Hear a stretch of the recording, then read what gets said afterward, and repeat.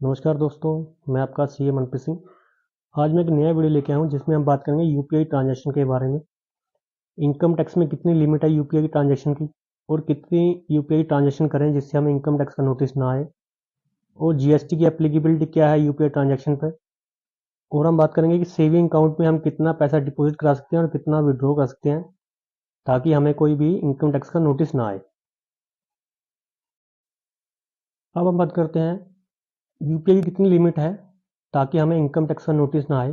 पहले पॉइंट में क्या है, अगर आप बिजनेस करते हो और आपने अपनी दुकान पे जो क्यूआर कोड रखा है वो सेविंग अकाउंट से आपने अटैच कर रखा है, और अगर आप एक दिन में मोर देन 10,000 रुपीज़ की उसमें ट्रांजेक्शन करते हो तो आपको क्या करना पड़ेगा, उस सेविंग अकाउंट की जगह आपको करंट अकाउंट खुलाना पड़ेगा ताकि आपको इनकम टैक्स का नोटिस ना आए। क्योंकि आप एक दिन में क्या कर सकते हो, सिर्फ 10,000 के ट्रांजेक्शन सेविंग अकाउंट में कर सकते हो अगर आप बिजनेस करते हो। और क्या है, up to 10 lakh you can use saving but that perfect current account, मतलब क्या पूरे साल में कर सकते हो, 10 लाख से ज़्यादा उसमें ट्रांजेक्शन नहीं कर सकते अपने सेविंग अकाउंट में। अगर आप सेविंग अकाउंट में ट्रांजेक्शन करते हो तो बैंक क्या करेगा, आपकी वो उसको सेविंग अकाउंट को फ्रीज कर देगा।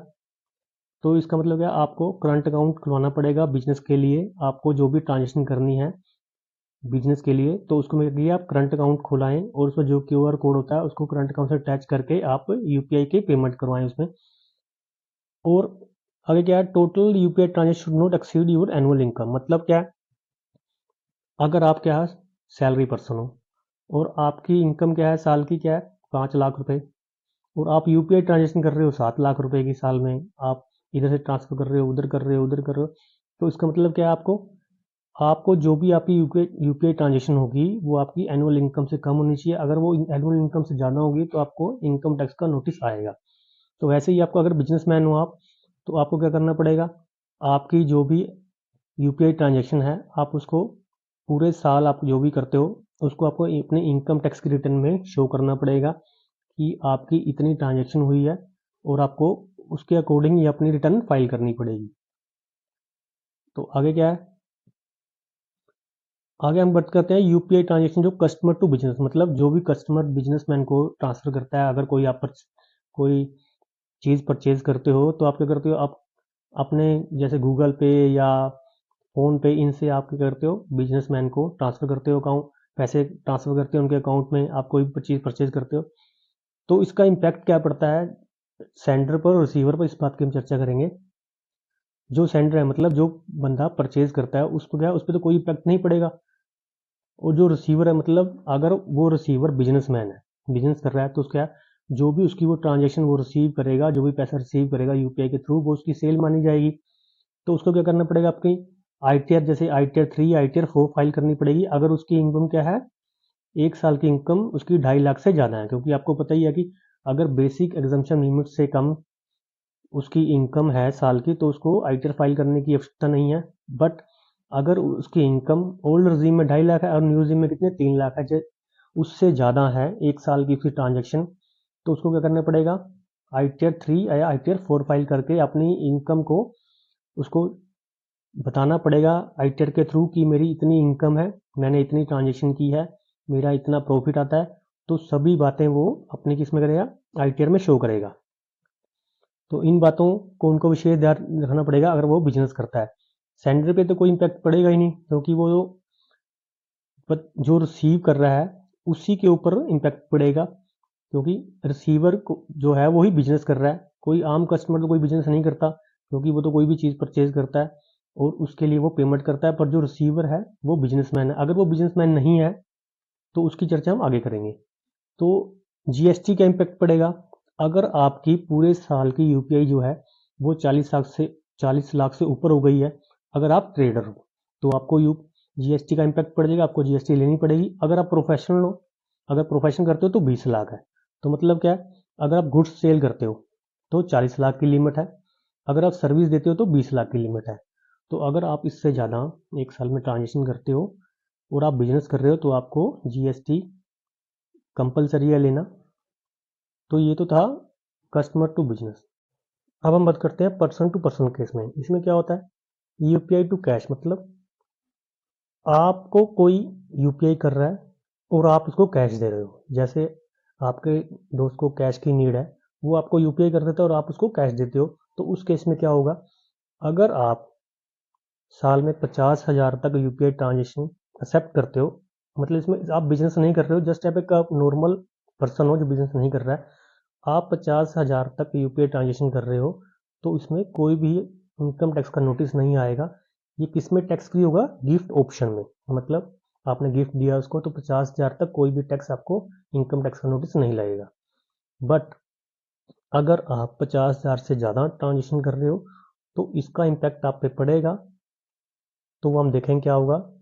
आगे बात करते हैं, अगर आप जो अपने सेविंग अकाउंट है उसमें 10 लाख से ज़्यादा की ट्रांजेक्शन करते हैं एक साल में, तो आपका जो अकाउंट होता है सेविंग अकाउंट, उसमें क्या करेगा, बैंक आपका वो अकाउंट फ्रीज कर देगा, क्योंकि 10 लाख से ज़्यादा ट्रांजेक्शन अलाउड नहीं है सेविंग अकाउंट में, तो आपका अकाउंट फ्रीज हो जाएगा। तो आपको किस अकाउंट, कहाँ जाना पड़ेगा, आपको करंट अकाउंट की तरफ जाना पड़ेगा, तो आपको करंट अकाउंट खुलाना पड़ेगा और आपको उसमें ट्रांजेक्शन करनी पड़ेगी। अब हम बताते हैं अबो 50 के, मतलब 50,000 से ज़्यादा आप क्या करते हो, यूपीआई की ट्रांजेक्शन करते हो, अगर आप बिजनेस नहीं करते तो उस केस में हो गया होगा, अगर आप बिजनेस करते हो तो आपकी सेल मानी जाएगी, अगर आप बिजनेस नहीं करते तो वो कहाँ टैक्स सेल होगी, इनकम फ्रॉम अदर सोर्सेज में आपके वो कंसिडर की जाएगी आपकी इनकम। और आपको फिर करना पड़ेगा, जो भी आप आईटीआर फाइल करते हो उसमें अकॉर्डिंग टू जो भी आप, मतलब आप जो भी आपकी बिजनेस करते हो तो वो आपकी सेल मानी जाएगी, अगर आप बिजनेस नहीं करते तो वो इनकम फ्रॉम अदर सोर्सेज में आपको अपने आईटीआर में डिस्क्लोज करना पड़ेगा।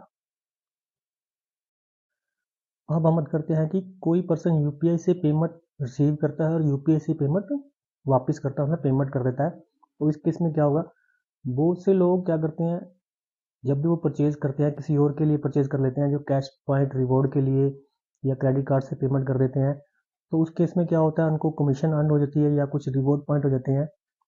तो उस केस में क्या होगा, जैसे कोई पर्सन किसी पर्सन से 50,000 रुपये लेता है यूपीआई के थ्रू और वापस वो 49,000 रुपीज़ करता है, मतलब जो 1,000 बच गया है उसका वो क्या मानी जाएगी, कमीशन अर्न मानी जाएगी। अगर उसमें इसमें क्या दो बातों का ध्यान रखना है, अगर वो पर्सन बिजनेस करता है तो उसको करंट अकाउंट के थ्रू वो ट्रांजेक्शन करनी चाहिए। अगर वो पर्सन बिजनेसमैन नहीं है और ये 50,000 रुपये लेके वो 49,000 रुपये वापस करता है, तो उस केस में क्या होगा, उसको उसका प्रॉफिट कमीशन मानी जाएगी और उसको आईटीआर में किस में दिखाएगा, इनकम फ्रॉम अदर सोर्सेज में उसको दिखाना पड़ेगा। अगर वो बिजनेसमैन है तो उसकी सेल मानी जाएगी जो 1,000 बच गया है, और जो एक अगर पर्सन बिजनेस नहीं करता तो उस केस में उसको क्या मानी जाएगी, वो इनकम फ्रॉम अदर सोर्सेज, और उसको आईटीआर में अपनी दिखाना पड़ेगा। अब हम एक एग्जांपल के थ्रू समझते हैं। सपोज कोई पर्सन किसी पर्सन को 50 लाख के ट्रांजेक्शन करता है यूपीआई के थ्रू, और जिसको रिसीव हुई है वो 1% कमीशन रख के वापस उसको 49,50,000 रुपये वापस कर देता है, तो जो 50,000 रुपये उसने अर्न किया उसकी क्या बना, कमीशन मानी जाएगी। आपको वैसे पता ही है कि 40 लाख से ऊपर अगर आपकी साल में टर्नओवर हो जाती है तो वो जीएसटी की रिक्वायरमेंट आ जाती है। तो इस केस में क्या हो गया, उसकी टोटल टर्नओवर कितनी होगी, 50 लाख हो चुकी है, तो इसकी जीएसटी की रिक्वायरमेंट हो जाएगी। और क्योंकि जो आपने 50,000 रुपये इनकम अर्न की थी, जो कमीशन अर्न की थी, वो भी आपकी इनकम मानी जाएगी, प्रॉफिट माना जाएगा अगर आप बिजनेस करते हो, ठीक है। और आपकी टोटल जो इनकम है वो 2.5 लाख से नीचे है तो आपको आईटीआर फाइल करने की आवश्यकता नहीं है। बट अगर आपकी इनकम 2.5 लाख से ज़्यादा हो जाएगी तो आपको क्या करना पड़ेगा, या तो 8% से मिनिमम 8% प्रॉफिट दिखाना पड़ेगा आपको। अगर आप 8% से कम प्रॉफिट दिखाना चाहते हो तो आपको ऑडिट करवाना पड़ेगा। तो दोनों केस में आपको, अगर 2.5 लाख से इनकम आपकी जो 50,000 आपने इनकम अर्न की है 1% के हिसाब से, अगर वो 2.5 लाख से कम है तो आपको इनकम आईटीआर फाइल करने की आवश्यकता नहीं है। बट अगर आपकी ट्रांजेक्शन जो भी आप कमीशन अर्न करोगे वो 2.5 लाख से ज़्यादा, न्यू रिजीम में कितनी 3 लाख से ज़्यादा हो जाएगी, तो आपको आईटीआर फाइल करनी पड़ेगी। और आईटीआर में आपका, आप तो प्रेजम्प्टेड बेस पे अपनी जो भी दिखा सकते हो प्रॉफिट टर्नओवर जो भी आपकी होगी 8% के हिसाब से, या जो आप अगर 8% से कम दिखाना चाहते हो फिर आपको उसमें क्या होगा, ऑडिट करवाना पड़ेगा। अब हम बात करते हैं कि सेविंग अकाउंट में आप कितना मैक्सिमम कितना अमाउंट डिपॉजिट कर सकते हो और कितना अमाउंट निकाल सकते हो। मैक्सिमम आप एक साल में, एक फाइनेंशियल ईयर में 10 लाख से ज़्यादा सेविंग अकाउंट में नहीं कैश डिपॉजिट नहीं करवा सकते, और ना ही 10 लाख से ज़्यादा कैश निकलवा सकते हो। अगर आप 10 लाख से ज़्यादा कैश डिपॉजिट करवा देते हो और 10 लाख से ज़्यादा कैश निकलवा देते हो, तो बैंक को क्या होता है, बैंक ये इन्फॉर्मेशन इनकम टैक्स डिपार्टमेंट को देता है कि आपके अकाउंट से 10 लाख से ज़्यादा कैश डिपॉजिट हुआ है और 10 लाख से ज़्यादा कैश निकला है। इसमें क्या आपके एग्रीगेट अमाउंट को देखेंगे। मानो आपके 4 अकाउंट है, वो 4 अकाउंट में आप साल में क्या करते हो, 2-2 लाख जमा कराते हो। तो और एक अकाउंट में आप कितना 3 अकाउंट में 2-2 लाख जमा कराते हो, एक अकाउंट में आप क्या करते 5 लाख जमा करा देते हो। तो एग्रीगेट अमाउंट देखेंगे 10 लाख से ज़्यादा है या नहीं है। तो चारों अकाउंट का कितना हो जाएगा आपका 11 लाख रुपए। तो भी आपको इनकम टैक्स का नोटिस आ जाएगा और आपसे पूछा जाएगा कि जो आपने कैश जमा करवाया है उसका सोर्स है आपके पास या नहीं। अगर आपके पास उसका वैलिड सोर्स है तो आप उसको प्रूव कर सकते हो। अगर आपके पास वैलिड सोर्स नहीं है, आपने उसकी इनकम टैक्स की जो इंफॉर्मेशन आपने इनकम टैक्स को प्रोवाइड करनी थी वो आपने प्रोवाइड नहीं कराई, तो आप पे इनकम टैक्स की पेनल्टीज भी लगेगी और टैक्स भी देना पड़ेगा और पेनल्टीज भी देनी पड़ेगी। अब हम करते हैं कि एक सिंगल ट्रांजेक्शन में आप कितने डिपॉजिट करा सकते हो, कितने निकाल सकते हो। मैक्सिमम आप 2 लाख रुपए डिपॉजिट करवा सकते हो और निकलवा सकते हो। बट अगर आपके पास इनकम टैक्स का नोटिस आ गया तो आपको क्या करना पड़ेगा, इसको प्रूव करना पड़ेगा कि वो आपकी इनकम है, आपकी ही, आपने अपने वैलिड सोर्स से वो इनकम कमाई है। तो ये था सेविंग अकाउंट के लिए। अब हम बात करते हैं क्रेडिट कार्ड की।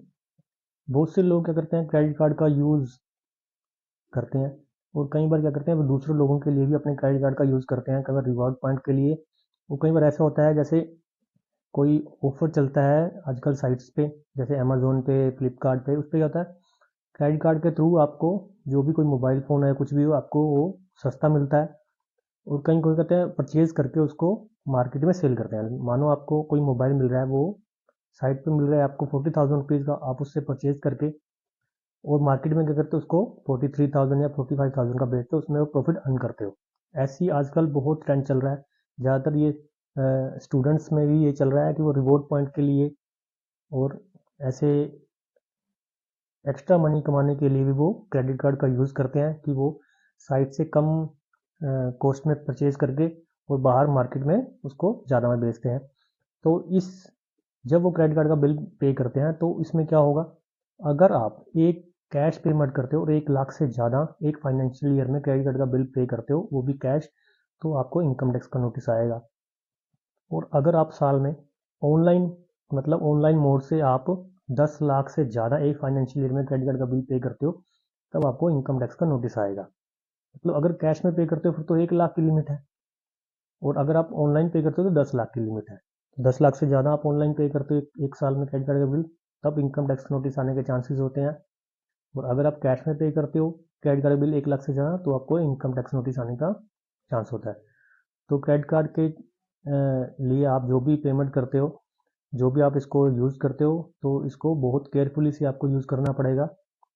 इन केस में क्रेडिट कार्ड के केस में बहुत नोटिस आते हैं क्योंकि वो लोगों को ज़्यादातर पता नहीं होता कि कैसे पे करना है, कितना पे करना है। बस वो धड़क्के से एक क्रेडिट कार्ड को स्वैप करके दूसरे में उसको भर देते हैं जब उसकी लिमिट टाइम आता है, और दूसरे क्रेडिट कार्ड को स्वैप करा के उसको फिर उसकी लिमिट भर देते हैं और कैश में चलता रहता है। और जब लास्ट में क्या होता है फाइनेंशियल ईयर के लास्ट में उनके पास ये नोटिस आ जाते हैं। तो इस बात का विशेष ध्यान रखना चाहिए। आपको मेरा वीडियो कैसा लगा प्लीज़ शेयर करिए, सब्सक्राइब करिए और अगर आपको कोई डाउट है प्लीज़ कमेंट बॉक्स में कमेंट करके मुझसे आप क्वेश्चन पूछ सकते हैं। Thank you.